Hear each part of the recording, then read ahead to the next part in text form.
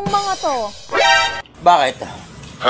Ang gaganda ng motor! Ang popogi ng motor! Wow naman! Siyempre, ito lang ang libangan namin eh. Pero, tignan nyo yung brief! Butas-butas! Uy, huwag ka nga maingay. Tignan mo!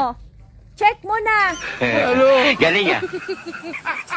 Bumili ka din ng brief mo, be! Huwag puro motor! Sino sabi siyang bibili akong brief? Oy, wala akong brief. Butang ina!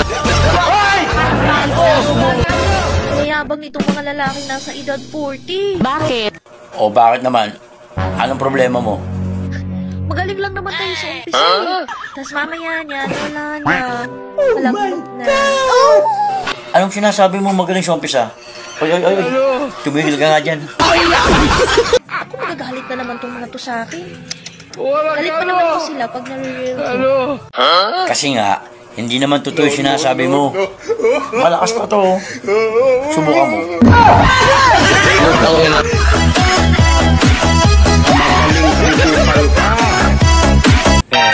Galing ah! Hi, Idol.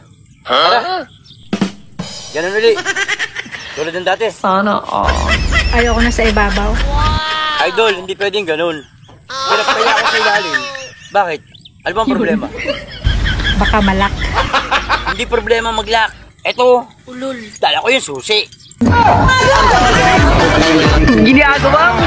Paano tumawag nga palang mama ko kanina? Bakit daw tumawag si Mama? Kailan mo daw ako pakasalan? Nangako ka daw sa kanila na pagkatapos mo ako i-testing, papakasalan mo ako. Kaya nga may testing eh. Paano kita pakakasalan kung hindi maganda ang result? Sigurado naman ako maganda ang result ng pag-test mo sa akin eh. Paano mo masasabi na maganda ang result?